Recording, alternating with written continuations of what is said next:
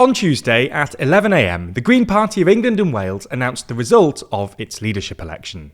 After a month-long campaign and a month-long voting period, Green members were presented with the choice between a continuity leadership team in Adrian Ramsey and Ellie Chowns, or a charismatic left-winger trying to emulate the success of Nigel Farage in Zach Polanski. This is the result of the contest. Ellie Chowns and Adrian Ramsey, 3,705. And Zach Polanski, 20,411. This means that Zach Polanski, a self-described eco-populist, is the new leader of the Greens, marking a political shift in the party. So in this video, we're going to outline what happened in the leadership election itself, the background of the new leader, and ultimately whether Polanski's eco-populism can build the Green Party into a stronger political force.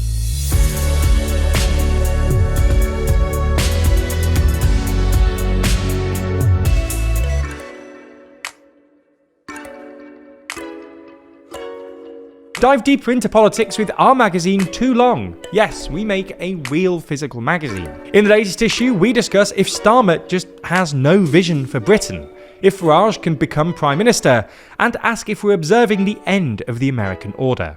Find out more by clicking the link in the description. On the 2nd of July, the Green Party published the names of the candidates that had put themselves forward for the leadership election. Now, it's worth noting here that the Green Party has a rather unique leadership structure. They allow two candidates to run on a joint ticket, with them becoming co-leaders if they win. If an individual opts out of this and instead runs for the leadership on their own, they then require two deputy leaders. The final list of candidates then consisted of a joint Adrian Ramsey-Ellie Chowns ticket and a single candidate Zach Polanski ticket. Let's have a look at each leadership contender in turn. Now, Ramsey and Chowns were very much viewed as the continuity candidates. Ramsey himself was the previous co-leader of the Greens. His leadership partner, Carla Denyer, opted not to run in this year's leadership election, instead opting to focus on being a constituency MP. She was elected to Parliament in the general election last year for the constituency of Bristol Central. Ramsey, instead of running on his own this time, opted to run with Ellie Chowns, a Green MP and former councillor. Both Ramsey and Chowns won their seat in the Commons from the Conservative Party, and during their leadership campaign, they argued that, as co-leaders, they'd be able to broaden the appeal of the Green Party to a wider coalition of voters, including former Conservatives. To do this, they remained more constrained on social policy, with Ramsey refusing to give a firm view on whether trans women are women, and also stating that individuals with transphobic opinions shouldn't be removed from the party as they have the right to express that view. Additionally, part of their pitch to the membership was the fact that they both, unlike London Assembly member Polanski, had seats in the House of Commons. They claimed this would make their job as leader easier, and that the public and media would take the party more seriously if their leader had a seat in Parliament. When it came to other developments in politics, Ramsey and Chowns additionally claimed that the decision of Jeremy Corbyn and Zara Sultana to start a new left-wing party blows Zach Polanski's leadership pitch out of the water. Ramsey explained that under his and Chowns' leadership, the party would work with Corbyn and Sultana on areas in which they agree, but that they would uphold the Green Party's distinct identity. On the other side of the leadership election was Zach Polanski, who very clearly wanted to draw a dividing line between him and Ramsey and Chowns. For a start, Polanski isn't a long-standing Green Party member, nor does he advocate for more of the same style of leadership. Up until 2017, he was actually a member of the Lib Dems. The whole premise of his leadership pitch was that the Green Party could be doing so much better, and that the party needed to be more visible, less timid, and should learn from the communication style of Nigel Farage. This was a tacit criticism of the previous leadership, of which Ramsey was a part. While it's true that the party has grown significantly under him, Polanski seemed to think that being bolder, being more vocal in their criticism of Labour, and playing the social media game a bit more could significantly boost their profile and ultimately their power. Given the result of the leadership election, it seems that the Green membership agreed.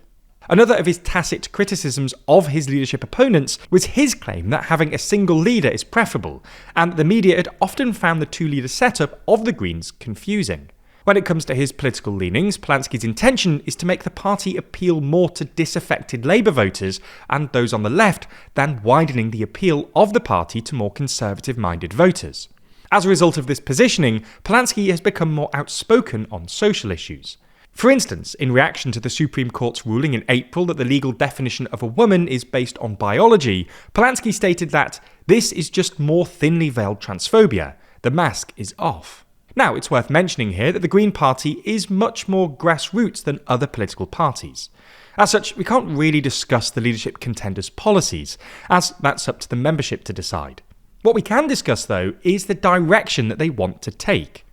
In contrast to Ramsay and Chowns, Polanski has been clear that he'd be very happy to work with other left-wing parties, such as Corbyn and Sultana's new party, to challenge the establishment, although he did admit that this would ultimately be up to Green members.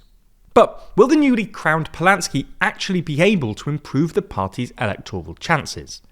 Well, YouGov polling from July shows that of those that say that they would consider voting Green, a majority think that the party should be a left-wing party, talking about economic and social issues rather than being just an environmentalist party talking about climate change. Additionally, almost twice as many of those who said that they would consider voting Green said that the party should have a single leader, and a whopping 78% said that they would support the Greens agreeing to an electoral pact with similarly minded parties. So it seems that on the fundamentals of his leadership, the public seem in tune with his ideas. However, Polanski doesn't have long to convince the public of his leadership.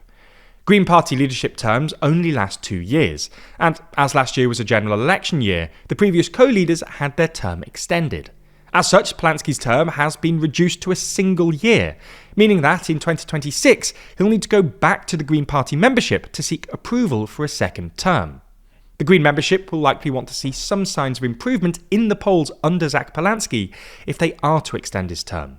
Under the leadership of Ramsay and Denyer, the Greens achieved more seats in Parliament and steady Westminster polling of around 10%. With Polanski's whole leadership campaign being centred around improving this further, all eyes in the next year will be on whether Polanski can actually achieve this.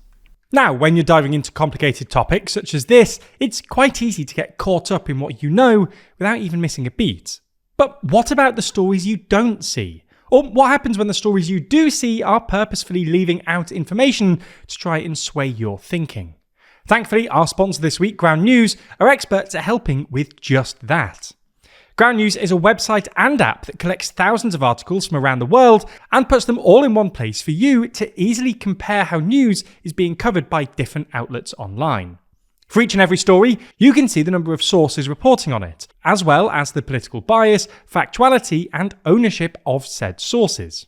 For example, if we take this story about Jeremy Corbyn confirming that he's establishing a new party with Zara Sultana, you can see that there were 109 sources reporting on it, with 34 of them coming from the left and 26 of them coming from the right.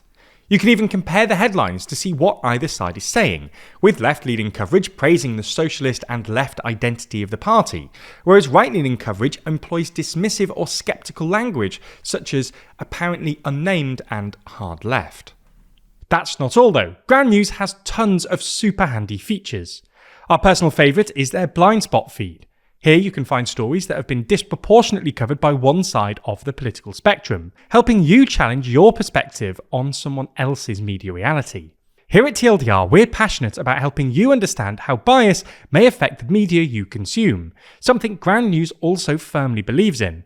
Because of this, we're offering 40% off the unlimited access Vantage Plan subscription by using the link in the description or scanning the QR code on screen. You can only access this discount through our link, so make sure you go to ground.news/TLDR or click the link in the description to get started today.